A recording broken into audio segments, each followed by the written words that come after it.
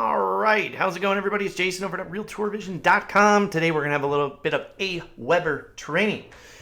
For those of you that know me, I have used Aweber for a long time. It hits the inbox. I like it. It's easy to use, very easy to use mail software. I use it for not only sending out announcements to the customers, I use it for building a hot sheet list, and so you can manage your lists. I've got a newsletter list and a hot sheet. I personally do not do much of a newsletter. I wish I had more time for that. That's something that I'd love to figure out and maybe get writers someday that can write articles for us. But for right now, I send out a newsletter maybe a couple times a year. But the hot sheet is awesome because the hot sheet goes out all the time. One of the first things you're going to want to do when you get into Aweber is you're going to want to create a list. So you can see I've got 303 people have unsubscribed, but I've got over 1,000 subscribers for my hot sheet, which is awesome. It's a lot of people that look at it and really don't complain about it. I make it easy for them to unsubscribe, and they can check themselves off. So when you import a list, so first thing you're going to do is create a list right here, okay?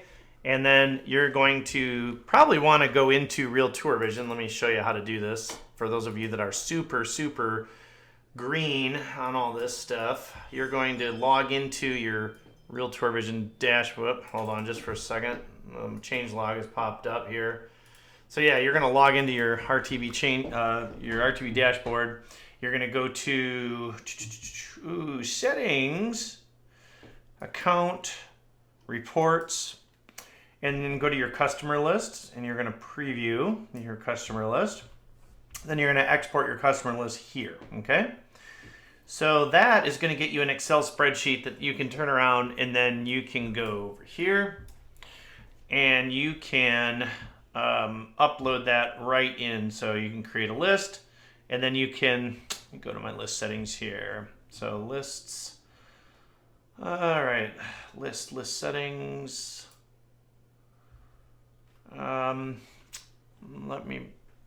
There is a real easy way for you. Okay, yeah, import. So you would add subscribers once you get your list created. And then you're going to import more than 10. So you're going to click this. Now, when we do a trade show or we go and talk host a breakfast or something, we will use this. We'll manually add 5 or 10 people a day until we get the people that were at the show, or if you've got 20 business cards in your pocket across the next few days, add them in. You really want to do like 5 a day using this method, and it's pretty simple. You just put their name, email, and then hit submit. Name, email, submit. Name, email, submit. Real easy to do. Okay, so the other thing to mention on your subscribers is, let's see here, add subscribers. The way you guys are going to do it, though, when you dump out of Fusion and into here, you're going to import, and then you're going to want to follow this part right here. When you get to the confirmed opt-in, don't do it. You don't want them to have to click a button. Nobody clicks buttons anymore. Nobody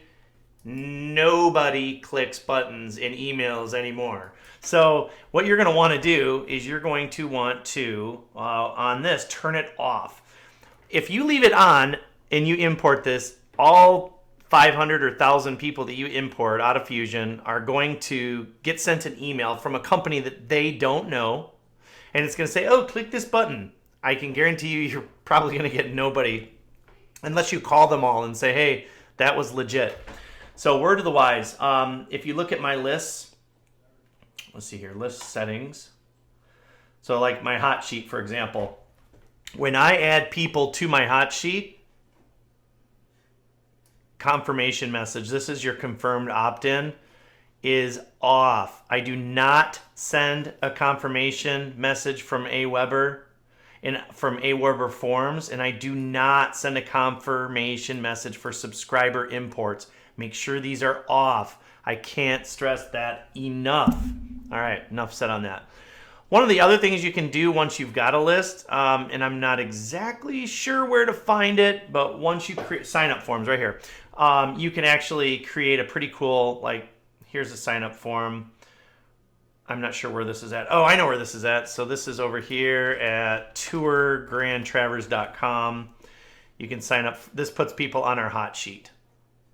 Okay. Oh, this does. Sorry. Boop. Get the Blue Lava hot sheet. In fact, I used to have this on my website, and somehow it's fallen off. So I need to get that back on my website. But long and the short of it is that will get people on your list. And it's an easy way for you to put a little list form on your website and have people sign up for your list. Now, another cool thing. So when you go to list, go to, hopefully you're taking notes, list automation. This is really cool. So when somebody signs up for my hot sheet, I want them to also be put on my newsletter, and vice versa. When someone signs up for my newsletter, I want them put on the hot sheet. All right. So I've created a rule here. So you can see when, let's go to the hot sheet here. So there's already a rule here. When subscribe to hot sheet, when a subscriber subscribes to newsletter. If I go to newsletter, it's going to say subscribe to newsletter when subscriber subscribes to hot sheet. So do your automation and think it through so that people, when they sign up for your newsletter, they're also put on your hot sheet. Now, if they get a hot sheet, they can easily unsubscribe from the hot sheet, but not your newsletter. So if they do click unsubscribe, it gives them the option. So hopefully that helps. Now, as far as the hot sheet goes, that's going to be put under blog broadcasts. Blog broadcast right here. And then you're going to click on create a blog broadcast. Once you're done, I don't have a blog broadcast for newsletter. I almost thought my hot sheet got deleted. So under wherever your hot sheet is, you're going to go to blog broadcast, and then it's going to, here's my blog broadcast. Now this is my old one. I can actually delete this one now. This is my old one. Okay, this is my new hot sheet. We used the old one for some testing, but this is the new one. And right now, because it's summertime, wintertime, yeah, I'm dreaming of summer. I got my mind on the sunshine. Sunshine is on my mind. So it's slow right now, and so here's my hot sheet. And notice how this is put in here, just like that. It's copied and pasted. Do not put a plain text version. Okay, so you want to make sure there's a couple things here. Once you put the hot sheet code in, you're going to want to customize this for your own company, and this is really important. So it's kind of like, it's so easy, it's not even funny. It's wherever you see Blue Lava Media, put your name. Okay, so you're going to put your company name, and if you don't offer some of this, take some of it out. It's literally that easy. Okay. You're going to want to test it out. There's lots of ways you can test it. You're going to paste your RTV RSS feed right in here. Let me show you where to get that from. Hold on just for a moment. You're going to get that from your tour manager. All right, let me log in. And once you log in, where are you here?